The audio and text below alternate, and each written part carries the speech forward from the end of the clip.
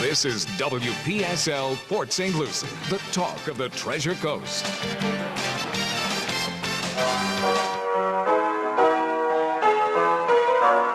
10:07 at WPSL, the talk of the Treasure Coast, and it's time for Ask a Rabbi. And this is Rabbi Shafir Loeb of Congregation Eitz Chaim, your Jewish home on the Treasure Coast. And it is a beautiful Friday, another nice day. Condolences and sympathies to all the folks on the path of Debbie. Hoping that goes smoothly as possible for everyone who's involved in that. So, yeah, every day is filled with both joys and other things in our lives, right? So one of the things I like to tell people is that there's two kinds of events in life, things for which you can congratulate yourself and things from which you can learn. And that's about all there is, right? Saw a great piece actually on Facebook that was said, you're not breaking apart, you're breaking through. You're becoming the better you as long as you work toward that. Yeah, that's a great thought. And because what happens to us in life is not so much about what happens to us, is about what we do with it. And, one of the things that people say to me is life is not fair. And that's very true. It's not fair. We don't all get the same experiences. We don't have the same opportunities. We don't have the same skill set. We have a variety, and it's up to us to do what we choose to do with that. And my hope is that we learn to not hurt others and that we learn to help one another through life, because it does take a community to help each other. One of my pet peeves are people who say that God never gives you more than you can handle, and the problem with that statement is that they don't say the rest, and because the rest of that sentence is with help. So God never sends you more than you can handle with help. You're not meant to handle things alone. You're meant to go through the bumps and challenges of life with help, with people that you can reach out to who will be there. And part of the key to doing that is to, in fact, be open to that help. Some people will cry that they don't get any help, but in fact they do. And the key is to work their way through it. And hi, Katie, I see you online with us. So, yeah, it is about what you do. It's about gathering as many life tools as you can as we go through life and working it forward, because we in fact can. And if if it's not going the way you want, it's not over yet. Work through it. Help yourself adjust to what is and make a good deal out of what's happening. And all right, folks, I see that on Facebook. Let's see if that helps. Moved me up in the screen because on Facebook we've got words right across my face. I love the auto system that it does. Yeah, that's a Facebook thing. It's not about the studio. Yeah, you can see on Facebook it does that weird thing. So I'm jiggling. It's one of the challenges of being both the camera person and the announcer. You get to try to do both. Fun. Life is interesting. I was also reading this piece that was talking about the boomers, right? And the boomers are basically a bubble of population that was born in the 40s and 50s, and I think also the 60s. I thought it went to about 59 or 58 because I've been told that I'm one of the last of the boomers. Okay, could be Somewhere around there. Right. So many boomers have gone from operator phones, party lines, to landlines, to cell phones. Right. Wow. Yeah. And we've gone from analog clocks to digital clocks. We have. And that's exactly what the trip has been. The trip has been from an analog world, right? Not the beginning of the industrial age, but maybe one of the big bursts of it, if you will, and leading into the digital age. So it's one of the generations that has both analog experience, remembers things before they were digital.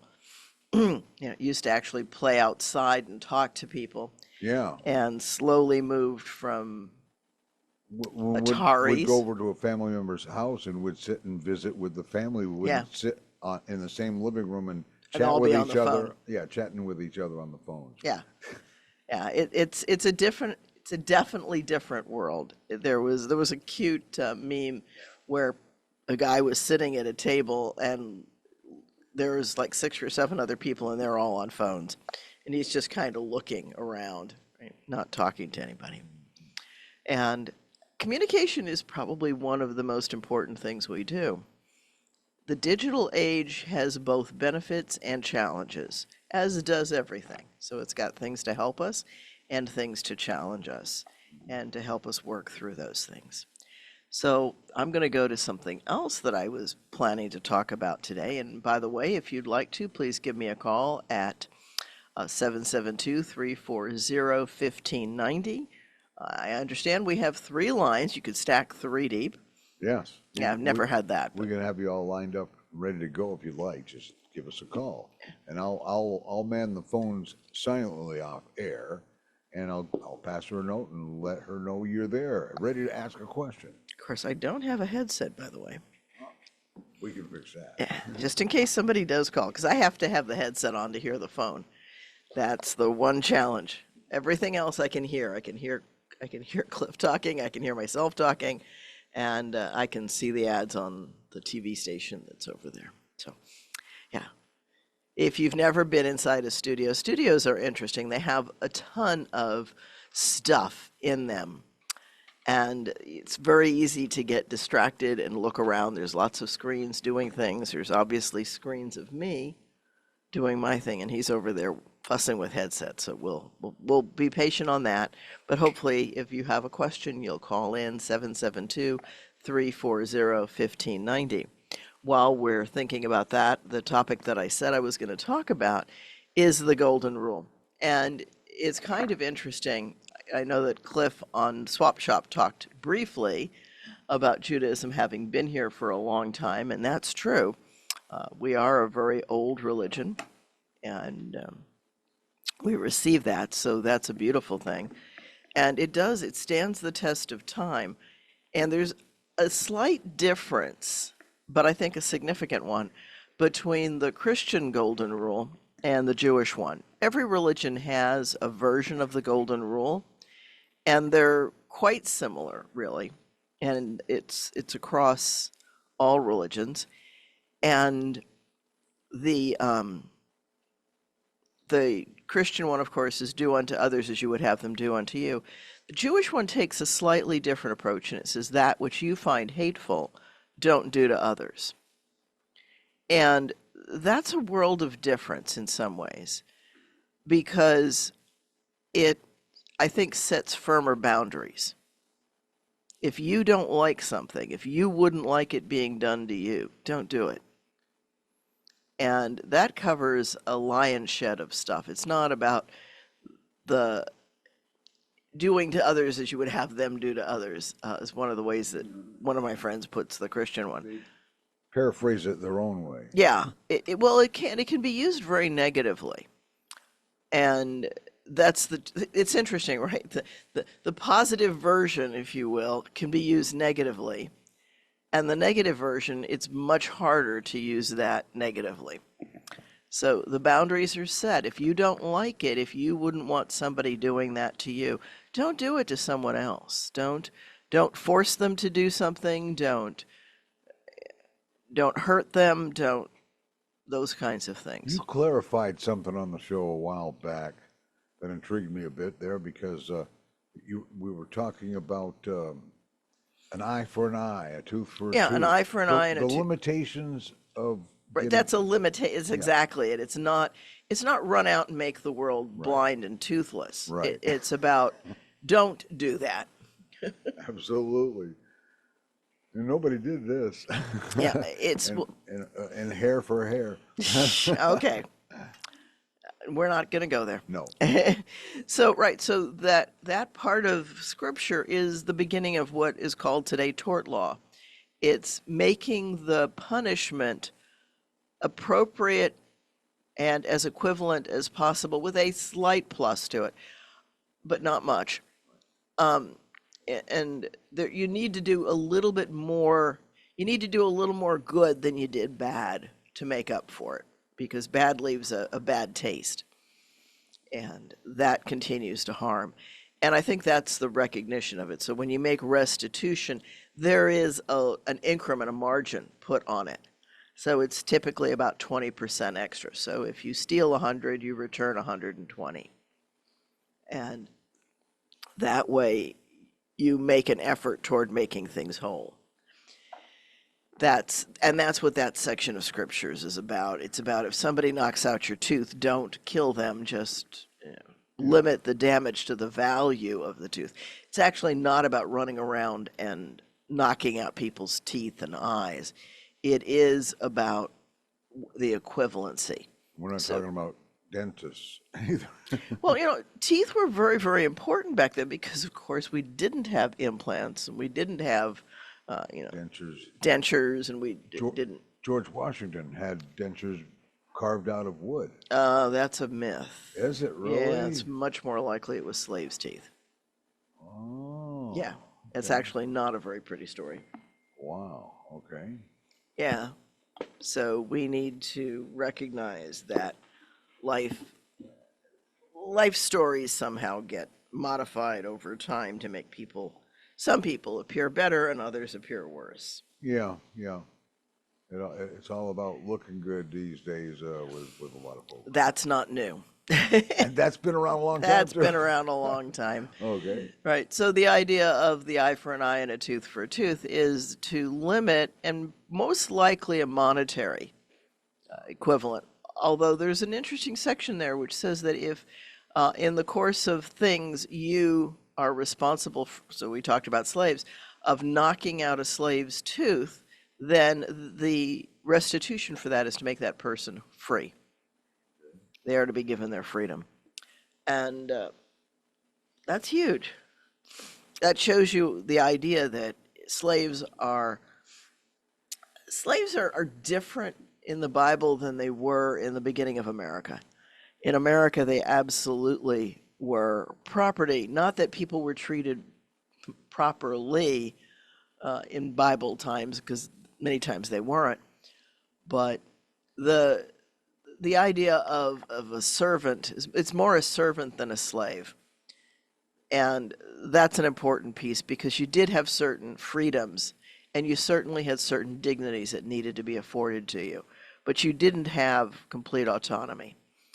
And I think that is the challenge.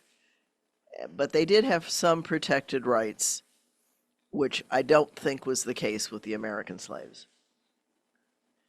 And we need to recognize that slavery is part of human history, and it's been around for a long time, and it never becomes right. There are attempts at making it more humane, but it's never okay. And I'm going to go out on a limb. That's part of the challenge with undocumented workers. That's a way of overpowering people to force them to do labor that others wouldn't do for prices that others wouldn't do it. And that way you can get things done. You can get the dirty jobs done more cheaply. I've said it many, many times. Follow the money, see who's benefiting from it. You'll often find out who's actually an instigator and who's contributing to a problem. So, yeah. Golden rule, we can all do that. We can make ourselves, and by being better, we can model for others how to be better. So it's not about forcing them to be better, it's about encouraging them. And I think that's a piece that somehow got lost in the translation also. There's a Jewish principle that says, invite people to God not by forcing them or by the sword, but by modeling for them what a godly life is like, and hopefully showing them how attractive that is, that when you don't hurt others, when you help others, when you build community, then the community's there when you need it. If you don't have friends, go out and find friends, make friends, not in a bar, folks, but in service organizations and places like that. We are doing too little of that right now as a society. Service clubs are struggling for membership. People are much more into only doing things that they can get paid for instead of recognizing that you get paid in things other than money. You get paid by community and by friendship. And those are important. And the way to find friends is to model being a friend. And being a friend doesn't mean doing, sacrificing yourself and losing yourself in order to satisfy others. That's not friendship. Friendship is when you both grow doing things you enjoy and finding happiness in the comfort and the companionship of the other person. So I think that's something that we really need to work on as a society, is helping each other be the kind of people that can and do find and form friendships that are strong and helpful. And it's a ton of work. So that's as good a segue as I can give into a section on one of the things that I'm obviously doing, if you've been watching or listening to the show for any length of time, is that I am a registered mental health intern in the state of Florida. And if you're in Florida, if you're in Port St. Lucie, then you can come to our offices. But if you're anywhere in Florida, we can do telehealth. And I work with Change of Mind, and that's on 314 Northwest Bethany Drive in Port St. Lucie. And the phone number there is 772-284-6030. And when you call that, you can tell them Shafir sent you, Rabbi Shafir Loeb, and you can ask for either Rose or Mary Ellen. Either one will be glad to help you set up you've got to do some paperwork. God love the insurance company. And the laws of Florida, we have to observe those. So you do have to fill out consents and that sort of thing, and let us know who can and cannot know about things. And but if you give them a call or go to www.mychangeofmind.com, then you can set up an appointment. I can do private pay. I can also do Aetna and Cigna. So if those are your insurances, then we can do insurance. If you have one of the many other insurances, then one of the other great therapists at Change of Mind, Eric Lever, my supervisor, or as I said, one of the other therapists there can also work with you. And we work with many different things. We are starting to do some PDDBI testing and also dyslexia. Somewhere between 1 in 10 and 1 in 5 people on the planet have dyslexia in one form or another. And that's not a character flaw, that's just a certain challenge in processing certain things. And what we do is we identify exactly what the challenges are and then help you find ways to work through and around those so that they actually become benefits. So we do work with people on everyday life kinds of things. On the back of the card, it has a nice list for me. It says depression, anxiety, anger management, family conflict, gender issues, trauma and complex trauma, and dissociative disorders. And that's really just the beginning of things. I tend to do a lot of mindfulness and cognitive work with people, just helping people frame things. And one of the key benefits that I think for people with a therapist or with a counselor is that you can actually work through some of those things that you're kind of afraid of, or it's a safe place to bring out those things that need some work and have somebody whose agenda is only helping you. They don't have some other agenda in mind. They don't have any other connection with you. They're not trying to use you for anything. They're just trying to help you work through the things that can make your life better. And so it is about a better life. Therapy and counseling are some of the most important things that we can experience. I was blown away the first time I went through counseling at how much it just helped me work through things. We like to think that we're independent and that means that we don't need any help. And that's the farthest thing from the truth, because human beings are social creatures and we do need each other. We need to have interaction, we need to have feedback. All of those things are really, really important. And having somebody who's on your side automatically is just really helpful. Every time. Yeah, yeah. And the reason that I said Florida is because that's where my license is. Counseling is a little bit different from the medical fields. The medical fields, you can practice anywhere in the US as long as you have a valid license. That's not yet true for counselors and therapists. We don't have national, we're working on it. There's something going on So called the you're Compact. limited to the state that you're I am licensed in. limited to the state that I'm licensed in, and I don't have multiple states yet. Some therapists do that, and they'll go multi-state, and that's valuable. Excuse me, that's valuable for telehealth. Telehealth is really important because it might be, maybe you do want a therapist who doesn't live anywhere near you. Maybe you're up in the Panhandle. Maybe you're up in the, I don't know, Tampa area. That's not up, that's across, but you're up in Gainesville. Wherever you are, if you're in Florida, then I can work with you. And odds are, if we don't live in the same area, that I probably don't know you or your friends, but we can do telehealth. And telehealth is surprisingly valuable. I think we learned that much more with COVID than we had before. But you are interactive and you're live with somebody and you are hearing their stuff, and everything that you're doing is live and real. And it's a great way to not have to travel to go to the counselor's office. And yeah, it really works. And there are times that it's not fun in traffic anymore. And I keep telling people, I think we are going to have self-driven cars before long. It's going to be the solution for people who drive and text. If we're all driving self-driven cars, who do we road rage against and how? Yeah, you don't. That's You the don't. thing. You don't. You don't road rage.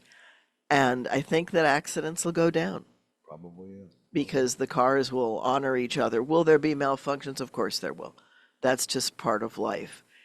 And my heart goes to the folks that'll be affected by that, because it will happen. But it happens now on the road anyway. There are driver malfunctions. Yeah. And it has to do, Malfunctioning drivers. yeah, well, it has to do in part with a sense of control. It also can have something to do with the fear of flying is what I'm thinking of. But that can also be a claustrophobia sense of being in the airplane, especially going down the long corridors, getting to the plane. Those are all things that can be challenging for somebody with claustrophobia. But there's a big piece of it that has to do with control. We have an illusion of control when we're at the driver's wheel. We think that we're going to see any threat and avoid it. And hopefully we will. There's a sign up over 95 that says an alert driver can avoid accidents. And the more accurate would be the alert driver can avoid some accidents. There are some that just happen. And they're just a confluence of chance. And so I would also offer, for the people who say that everything happens for a reason, is that you can find meaning in anything, but nobody is necessarily out to get you just because stuff happens. On the other side of that, just because you're paranoid doesn't mean people aren't out to get you. It does take, it takes some rational looking at the world to see what's really going on. And people do make a difference. Individuals can make a huge difference in the world. You don't want to be the person who causes a whole lot of damage to others. I don't think, if you can avoid it. I would much rather go down as somebody who helped people and whose influence of help and good things cascades through the world. And I admit that that's me, and that there are people who get jollies out of watching others struggle, and they need help. They need help, because that's not what we are designed to do. And the reason that I say that is because the chemicals that are released when you do good things are different from the chemicals that are released when you do bad things. They might both give a thrill. We hope not, and part of that's how a child is raised. So there are some myths out there that people have everything and it's wonderful, and all of a sudden tragedy hits. Things are never wonderful in somebody's life. If you hear that everything's perfect and wonderful, you almost need to dig deeper and find out what the reality is. What was really going on? Was the kid seeing things that traumatized it? We don't realize as adults how easy it is to traumatize and fracture a child's development. It doesn't take much. If parents are constantly screaming, if one parent is aggressing against the other, it is not healthy for the child. It will. There's no way to shield the child from that entirely. It just doesn't happen. And so it's a facade if everything is wonderful. And if people never have conflict, then they're not growing. So it's an interesting balance in life. It's about being wounded and healing. It's about discarding the pieces of ourselves that don't help us. And we often do that, unfortunately, through painful experiences, because painful experiences teach. Sometimes they teach the wrong things, but they often teach the right things if we pay attention and use them for that purpose. So, yeah, those are just some of the messages. And again, if you'd like to give me a call about any topic, it doesn't have to be anything that we've talked about in this session. It can be anything else, and that's 772-340-1590. So, yeah, lots of interesting things in life. IRSC, thank you, God. Grades went in. That is done. They are on hiatus for a whole week. And then fall starts in, I think it's August 19th. It's either it's between 19 and 21, somewhere in those numbers. So that third week of August, classes start. We always start early here in Florida. The northern schools start in September. Except for Liberty, where I'm going, that starts also. I think that is August, again, 19 to 21, somewhere in that range. And this is my last semester for my master's, yay. And I'm being invited to consider continuing on and go for the supervision. And I'll know you'll go for the challenge of that. Probably. Yeah. Probably. I'm a sucker for that sort of thing. And I am looking forward to this fall. I've got a class in art therapy. I like to do that anyway, but I'm hoping that I'll learn some additional tools and skills in that class.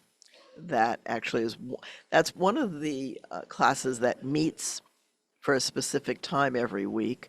Most of the classes that I've taken at Liberty aren't that way. I've got one, the practicum and internship, of which I'm into the third semester moving forward. That one does meet once a week, and you're on the class for a couple of hours. So yeah, lots of interesting things. But I'm looking forward to the art therapy one. I've got human sexuality, which is actually kind of funny to me, because human sexuality was one of the minors that I did for my doctorate in psychology, but I have to take this specific class because it's required by the state of Florida. So after taking all the specialty courses, I'm now going to go take the survey course. So we'll see how that goes. Hopefully I shouldn't have any problem coming up with topics for papers and things like that. Always a challenge. So IRSC is done. Kaiser is about 2 weeks from the end of summer. We're in summer D, which is the last part of summer. And then Kaiser has a week off. So I'll actually have a couple of days in there where perhaps the alarm clock will not be my first experience of the morning. I do enjoy not having to set an alarm. It doesn't happen very many days, but it's, and yeah. What can I say? I love sleeping in the mornings. I usually wake up about 5 to 10 minutes before my alarm goes off. You're a morning person. Not by choice, For many, Yeah. many years, I've been a morning person. I guess it sticks with you. Yeah, you get into habits, and it took me. So when I stopped teaching the Chinese, right, where I was up all night and asleep during the day, that took a while to get back into a normal sleep at night, be awake during the sunlight hours kind of a routine. And one of the small benefits of that, though, is that my bedroom actually can be very, very dark to help with sleep because we did sleep during the day. So we've got the sun blocking curtains up. But the benefit of being back on the regular schedule is that I can go outside. And so here I'm going to give something. One of the best weapons against depression is simply walking out into your backyard or out onto a balcony and getting some natural sunlight. No, don't screen yourself completely, don't burn yourself, right? But get some of those natural rays from the sun, unless you're taking a medication where it's not allowed, but still be out in the environment because there's a natural tonic in just being outside. So it sounds like we might have a call coming through. Yes, I believe Jerry's with us this morning. Okay. So put the headphones Thank you on. for calling, Jerry. I do have my headphones on. Okay. So go ahead, Jerry. Good morning, Rabbi. I was just wondering about a sketch artist who worked in charcoal all his life. I wondered if I have some of them, some of his sketches. I just wondered if you could comment if you knew about Escher. He was a Dutch artist, sketch artist, technical drawings. And I just wonder if you could comment on Escher. Thank you for taking my call, Rabbi. Absolutely, Jerry. So Jerry's asking about Escher. Is that the name? I'm hoping I got that right. A charcoal artist. And unfortunately, I have to say I don't know his work. I know some other wonderful charcoal artists. Artists are always interesting people, and I include myself in that group because I love to do art. I think that artists take pride in looking at the world and trying to describe what they see and what they feel. Sometimes artists are an interesting group as a group of people. Sometimes they may have trouble communicating and turn to art for that communication. They're trying to express things that words don't necessarily convey as perfectly as you might wonder. And so I think that part of the piece when you show a piece of art and people just look at it for a period of time and just kind of experience the painting. Is it our nature to want to express ourselves in a manner of creating things, creation? I think there is a piece of that. We all want, some people want to do it with words, and there's many, many forms of art. There's not only charcoal and pencil and ink and watercolor and acrylics and oils and yeah. Music, there's There's architecture, music, there's there's all kinds of things. architecture, there's slam poetry, there's Shakespearean poetry, there's E. Cummings type of poetry, Edgar Allan Poe. There's many, many different ways. The Lord of the Rings was part of Tolkien's effort to deal with addiction. So that's why it's characterized in the ring. It's a way for him to process what the addiction was like for him, and that's why the chasing of the ring is symbolic of addiction. Oh, And we just thought it was a great book and a great it movie. is a great book and a great movie. And people who are often working with something find a need to express it. Part of what's going on there is part of something called theory of mind, which is the realization that you have different thoughts and knowledge than I do, and that in order to learn, I don't have to experience what you experienced. I can take what you've learned from it and learn from that. And that is involved in theory of mind. So we are both giving what we're feeling and experiencing because others might be interested, and we're also seeking to find what others are saying, thinking, and doing because we all see the world differently. We all experience it differently. We see different things, and the very simple One of the things that I challenge my class to, and I challenge my congregation every once in a while, is the question, is your red the same red as my red? And the answer is no. We don't see things the same way. We don't, we don't see shades of color the same way. And some people have very limited color differentiation, and others have extremely high differentiation in colors. And both extremes on that spectrum have different challenges, whereas most of the people have a pretty normal set of colors. But we learn what's red by our parents and our adults in our lives telling us, oh, that's red. But even in red, there's carmine red, there's cherry red, there's apple red, there's many, many different reds. One of the things that I get a huge piece out of, and I'm watching a bunch of acrylic artists deal with this now, which is that every manufacturer, even if they call the red the same red, it's not the same red. It's slightly different. It's a different shade of that same red. I have a set of color tools from when my mother had a jewelry shop, so I used to do jewelry. And there's this big color chart that you can use to compare, and you can measure it and you write down the number of the color by what's closest on the chart. But that's a subjective thing. It's not, two people don't see exactly the same thing. But color matching is an interesting piece, especially if you're going across different substances, right? So colors in gems are going to look different from colors in paints, which are going to look different from colors on your TV, which are going to look different from anything and everything. So color is probably one of the most commonly assumed to be identical, but not. And that's why different people like different colors, have different favors. I'm wearing one of my favorite colors, which is teal. Teal and gold on the shirt that I've got, and it blends nicely with the background behind me. It almost looks like I'm part of the painting. It's a good thing we don't do green screen these days, right? Which, those of you who know what a green screen is what they often use in movies and TV shows to be the background. There's something projected onto that screen, and as long as it's all the same color, either blue or green, then it all blends and takes whatever image is put on it by the computer. So, yeah, it used to be a camera. We don't need a green screen to change a background. Isn't that amazing? Yeah.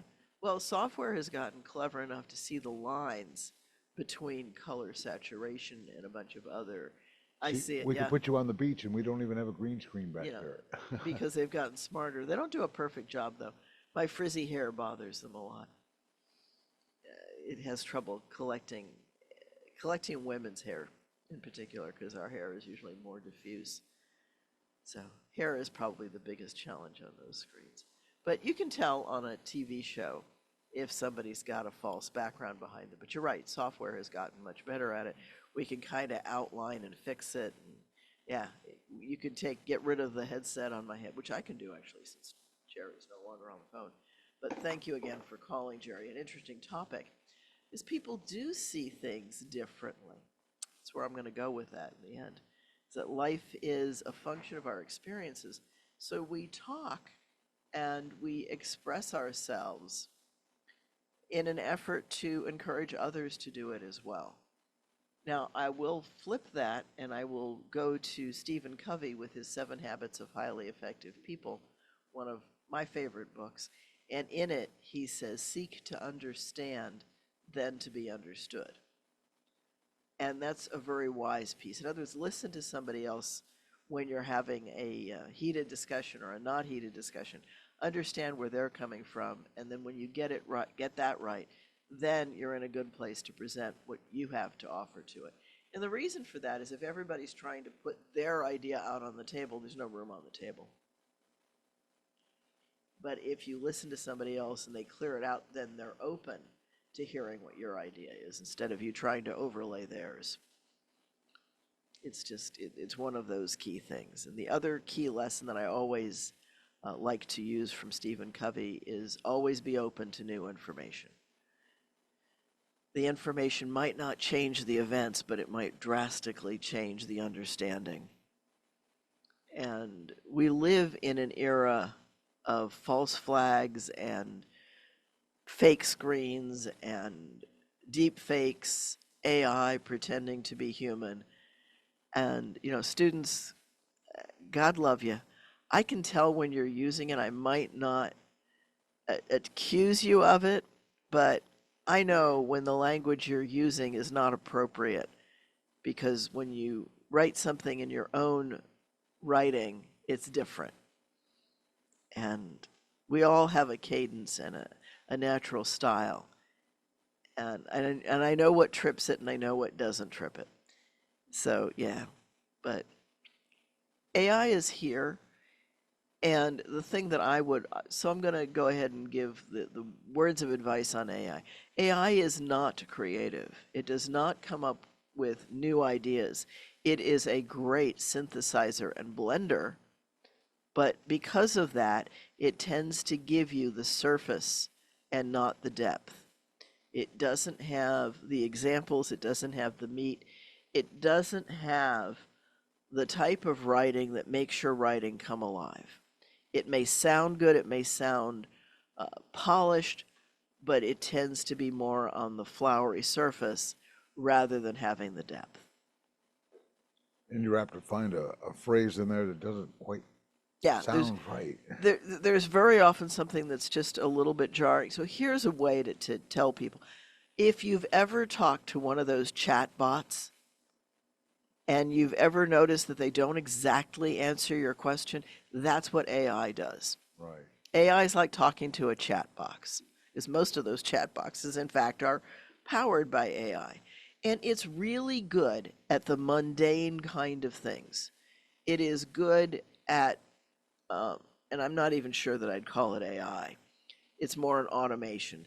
So it looks for certain things and it pops it into a template.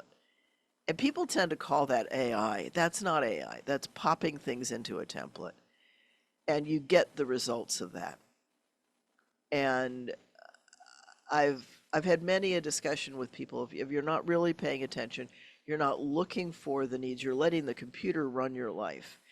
And that's not going to give you the depth and the satisfaction over the long run that you really need and that hopefully you're seeking. And I get that. I actually had one student write on, I do a little mini eval in the courses, and I kind of glanced through them. After all the grades were in and locked for the semester, I go back in and I read those, and I glanced at one of them, and one of them was, you should give less work because some of us only need this 1 or 2 classes to finish and graduate, and we really want to get on to the things that we care about. And I get that you have to take certain requirements and that it may not be your choice of wanting to deal with this subject. But hey, you're in it, you're paying for it even if it's free. So go ahead and put some time in it and learn something. And, I've toyed with being one of those professors who said, if you want a C, just sign this certificate and you'll get a C, but if you really want to learn, then come. And I might try that out this term, see how that goes. We'll see. I haven't decided that yet. But I had a couple professors who that at the beginning of class we signed a contract for what grade we were going to work for and what level of work we were willing to do. He gave us a week to mull it over and then give the paper back to him. And if you wanted an A, you had to do this, this, and this. If you wanted a B, you did a different set of things. And you could pick and choose, and then you had to do the work to get there. Kind of an interesting approach. And I'm going to try that in a different way, I think, in the beginning of the class. I'm going to ask students what grade they're targeting. Target grade. Yeah, because I think that different people target different things. One of the phrases that I sometimes hear is that students don't start something to not finish it. And I think that's true. On the other hand, they don't always realize how much work it is. And that once they realize that, yeah, there's a chunk of work there. And I'm honest with my students. I tell them this is a class where you can absolutely earn an A. You're, you can do it, and the path is pretty clear if you're paying attention. However, if you don't do the work, you won't get that grade. You have to earn it. And it takes a certain amount of work. And so I'm very clear, although what I'm finding is that students don't pay attention to that. And that's an interesting piece. So the number of students who don't read the directions and just try to do an assignment based on something, it's like, isn't it worth spending 10 minutes to find out what it is you're supposed to do rather than losing the grade? You know, that's not, I'm sorry, that's just not rocket science, right? Invest a little bit of time, find out what you're supposed to do, and then do it. One of the examples is APA, which I use the APA system for doing citations and references, because you have to cite and reference everything. And students will say, well, I'm just using my opinions. Yeah, and that's what they are. They're not facts. So you need to put facts into your papers. And facts need to be substantiated by the people who can prove them. So you need to support them. And the way that I do that's APA. And there's a whole bunch of videos about how to do APA. There's a PowerPoint that walks you through step by step by step how to do it. And the library at either Kaiser or IRSC or any of the other colleges out in the world, the libraries are willing to work with you and teach you how to do it. It's not hard. And you know, one of the comments that I got from a student is, how can you tell me that I'm not doing APA? I use the APA generator.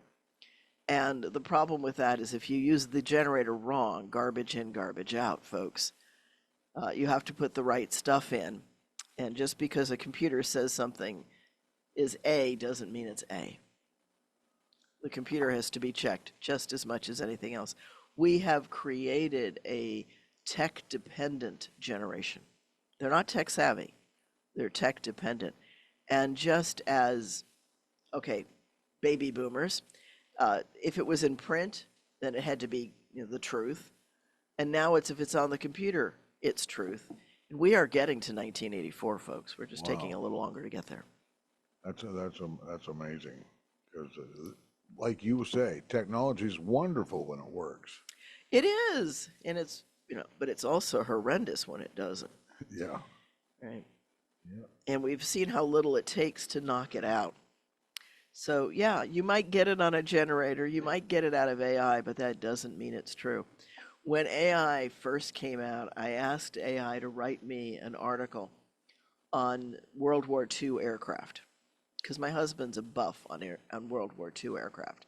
And I didn't want my opinion of AI. I wanted some input from somebody else who knew the field that I was asking AI to write about. And so I showed that to my husband, that essay, that article that AI had written for me. And he said it has every single myth and fallacy that's out there on the internet. It picked all of those up. So yeah, if you want something to tell you the moon is made of green cheese, AI might just do that. When you take a bite, though, it's just going to be a very dusty and dry, Yeah, flavorless yeah, substance. No, it's not it's cheesy green at all. cheese. No. Or if it is, it's a really weird one. But and that's one of the other things that I get is stuff that's, you know, just because you believe it, just because you want it to be true, doesn't make it true. And that's always an interesting thing. I've too many students, unfortunately, think that, for example, the topic of religion will be an easy one for them because there's some brand of Christian, and don't give me theology and call it philosophy. It's one of the things that they hear. So yeah, really important. So I'm going to be teaching world religions starting in the fall. I've got two online groups, and they're going to have to do either visits to houses of worship where they're not going to pray, they're not asking them to become whatever, just sit respectfully, and everybody allows visitors. And if you want to go to one organization that doesn't, well, then don't go there. But there are Jewish and Muslim and a wide number of Christian organizations in town that will welcome you if you're not a member. Otherwise, you can't grow. And that's just a reality. I wish we had some of the less known religions represented. That's not the case. I'm going to do a couple of searches on some different things, see if we've got some smaller groups that are starting up, because I think with the increase in population, we're going to see that. But the other alternative that they have is to actually talk to somebody from that religion and learn some things about it, and then write a paper based on what they learn. And that'll be an interesting piece. And that I will check for AI. Absolutely. I know for a while there, they were trying to encourage folks to create their own religion. And there were some really bizarre things that they created as a result. Well, the reality of life is that we all have a religion. Whether we're part of a congregation or not, we have a religion. Religion is defined as a set of beliefs about the origin and purpose of the cosmos. We all have them. For some of us, it's important. For some of us, it's not. You might not care how and why the world is here. You're just, looking for dinner tonight and something for your kids for tomorrow. We have different needs.